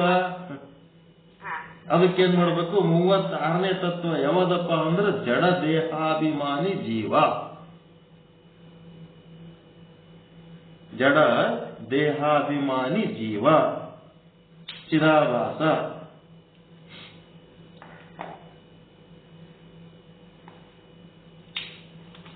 ಜಡ ದೇಹಾಭಿಮಾನಿ ಜೀವ ಅಂದ್ರೆ ಚಿದಾಭಾಸ. ಅವನದು ಒಂದು ತತ್ವ ಹೌದಾ ಇಲ್ಲ? ಅವನೇ ಮೇನ್ ಅದನ್ನ ಎಲ್ಲದ್ರಾಗ. ಎಲ್ಲಾ ವಸ್ತುಗಳನ್ನ ಗುರುತಿಸಿ ನಿಮ್ ಜೀವನಕ್ಕೆ ಉಪಯೋಗ ಆಗ್ಯಾನ ಇಲ್ಲ? ಜಡ ವಸ್ತುಗಳ ಚೇತನ ಗುರುತಿಸ್ಲಕ್ಕಿಲ್ಲ, ಆದ್ರೆ ಜಡ ಗುರುತಿಸ್ಲಕ್ಕಂತೂ ಬೇಕೇ ಅಲ್ಲ ಅವನು. ಮತ್ತ ಈ 36 ತತ್ವಗಳನ್ನ ಏನಂತಾರಂದ್ರೆ ಪ್ರತಿಬಿಂಬ, ಪರಮಾತ್ಮನ ಪ್ರತಿಬಿಂಬ. ಇವು ಜಗತ್ತಿವು, ಜಗತ್ತಿನ ಅವಿಭಾಜ್ಯ ಅಂಗಗಳಿವು. ಇವೆಲ್ಲ ಏನದು? ಮಿಥ್ಯ ತತ್ವಗಳಿವು.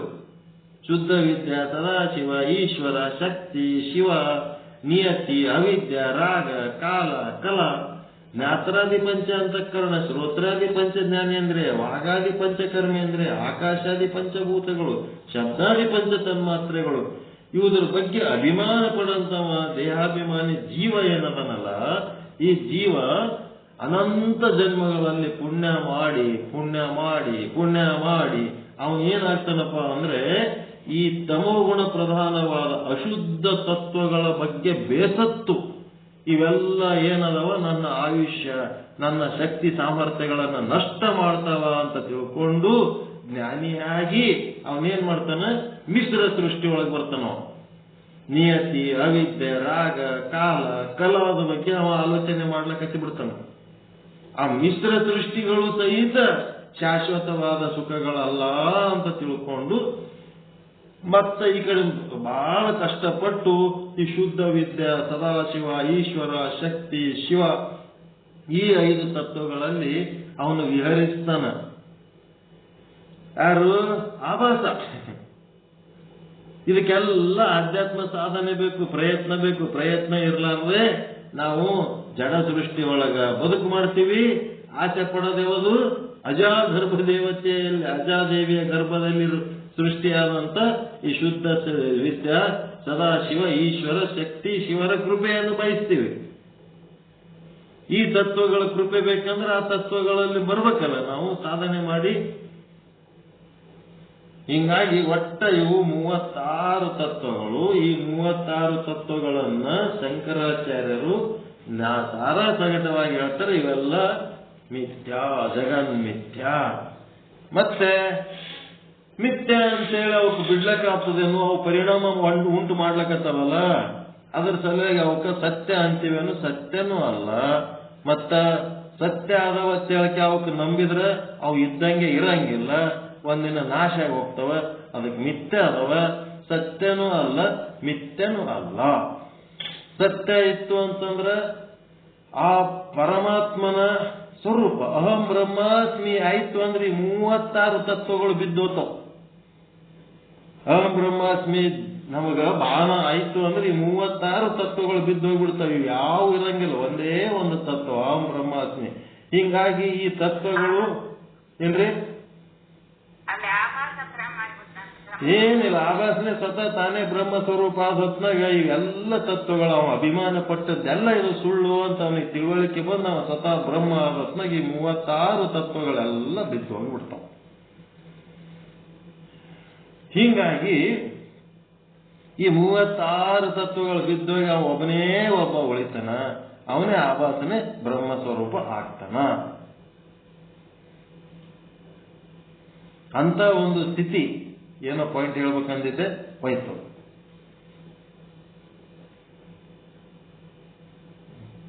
ಆಯ್ತು, ಸಾಕು. ಇಷ್ಟು ತಿಳ್ಕೊಂಡ್ರೆ ಈ ಜಗತ್ತ ಮಿಥ್ಯ, ಬ್ರಹ್ಮ ಒಂದೇ ಸತ್ಯ. ಆ ಜೀವ ಏನದನ, ಜೀವ ಬೇರೆ ಏನೂ ಅಲ್ಲ. ಅವ ಆಧ್ಯಾತ್ಮ ಸಾಧನೆ ಮಾಡಿದ್ರೆ ಜೀವೋ ಬ್ರಹ್ಮ ಇವ ನಾಪರಹ, ಬ್ರಹ್ಮನೇ ಏನಾಗ್ಯಾನ ಅಲ್ಲಿ ಜೀವ ಆಗ್ಯಾನ. ಮತ್ತ ಅವ ಆಧ್ಯಾತ್ಮ ಸಾಧನೆ ಮಾಡಿದ್ನಂದ್ರೆ ಒಳ್ಳೆ ಮತ್ತೆ ಬ್ರಹ್ಮ ಆಗ್ತಾನ ಅನ್ನೋಂತ ಒಂದು ಆತ್ಮವಿಶ್ವಾಸವನ್ನ ಶಂಕರಾಚಾರ್ಯರು ತುಂಬಿದ್ದಾರೆ. ಹೀಗಾಗಿ 36 ತತ್ವಗಳನ್ನ ನಾನು ಒಂದು ತಿಂಗಳಿಂತ ಆಯ್ತು ಬರೆಸ್ಬೇಕಂತೀನಿ, ಬರ್ಸ್ಲಕ್ಕಾಗಿದ್ದಿಲ್ಲ, ಇವತ್ತು ಬರೆಸೀನಿ. ಇದನ್ನ ವಿಶ್ಲೇಷಣೆ ಮತ್ತೆ ಇದೇ ಈಗ ನಿಮಗೆ ತಲೆ ಫಸ್ಟ್ ಕ್ಲಾಸ್ ಕುಂತೋದೀಗ. ಇದನ್ನ ಮುಂದಿನ ಸಾರಿ ಸುಮ್ಮನೆ ಓದಿದ್ರೆ ಅರ್ಥ ಆಗ್ಬಿಡ್ತದೆ ನಿಮಗೆ, ಸುಮ್ಮನೆ ಹಿಂಗೆ ಓದಿದ್ರೆ ಅರ್ಥ ಆಗ್ತದೆ. ಅದಕ್ಕೆ ಈ ಒಂದು ದೈವಿ ಸೃಷ್ಟಿ ಏನದಲ್ಲ, ಆ ದೈವಿ ಸೃಷ್ಟಿ ಒಳಗ ಅವನು ವಿಹರಿಸುವಾಗ, ಆಭಾಸ ವಿಹರಿಸುವಾಗ ಏನಾಗ್ತಾನವ, ಜ್ಞಾನ ಯೋಗಿ ಅನಿಸ್ಕೊತಾನ. ಈ ಮಿಶ್ರ ಸೃಷ್ಟಿ ಒಳಗೆ ವಿಹರಿಸುವಾಗ ಧ್ಯಾನ ಯೋಗಿ, ಉಪಾಸಕ.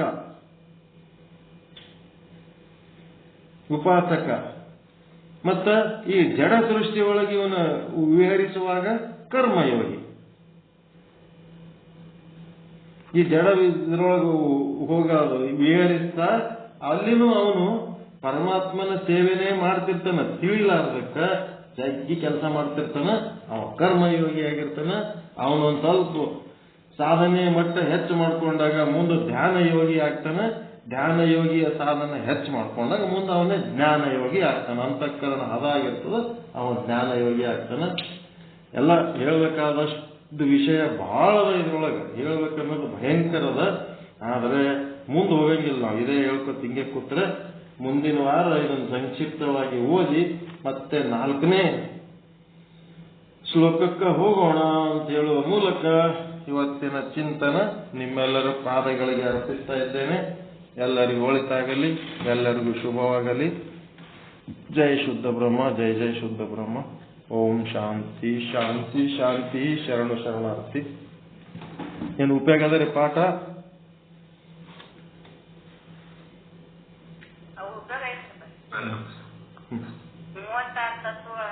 ಸತ್ಯ ಹೇಳರ್ ಇಷ್ಟು ಕ್ಲಿಯರ್ ಎಲ್ಲಿ ಹೇಳಿಲ್ಲ. ಅವೇ 36, 34, 33, 32 ಏನ್ ಬೇಕಾದನ್ನು ಮಾಡ್ಕೊಳಕ್ ಬರ್ತದೆ ಇದ್ರೊಳಗ. ಒಂದು ಹೇಳ್ಯಾರ ಅಷ್ಟೇ. ಅದೇನು ಜ್ಞಾತರು ಬಿಟ್ರಿ ಅಂತಂದ್ರ 35 ಆಗ್ತಾವ.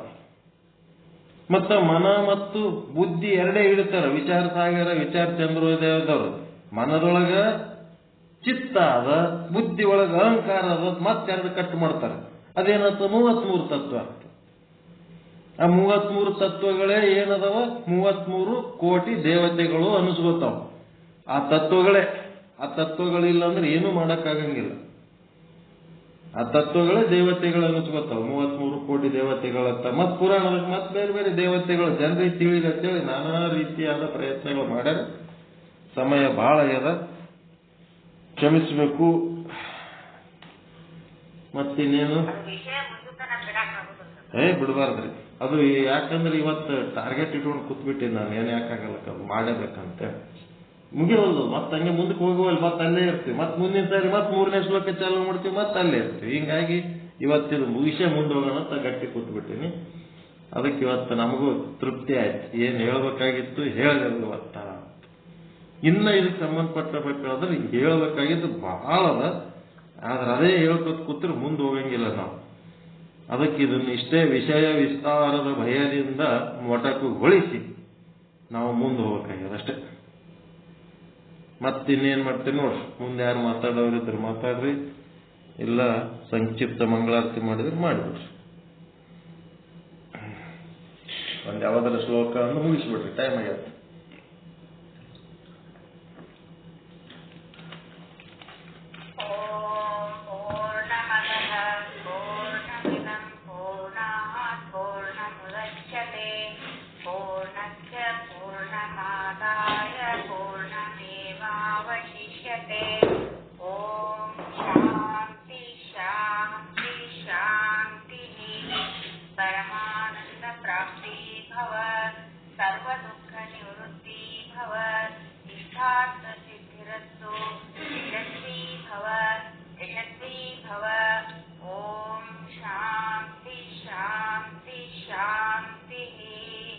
ಎಲ್ಲರಿಗೂ ಶರಣಾರ್ಥಿಗಳು. ಜೈ ಶುದ್ಧ ಬ್ರಹ್ಮ, ಜೈ ಜೈ ಶುದ್ಧ ಬ್ರಹ್ಮ, ಜೈ ಶುದ್ಧ ಬ್ರಹ್ಮ. ಸರ್ವ ಪೂಜ್ಯರ ಪಾದಾನಂದರಲ್ಲಿ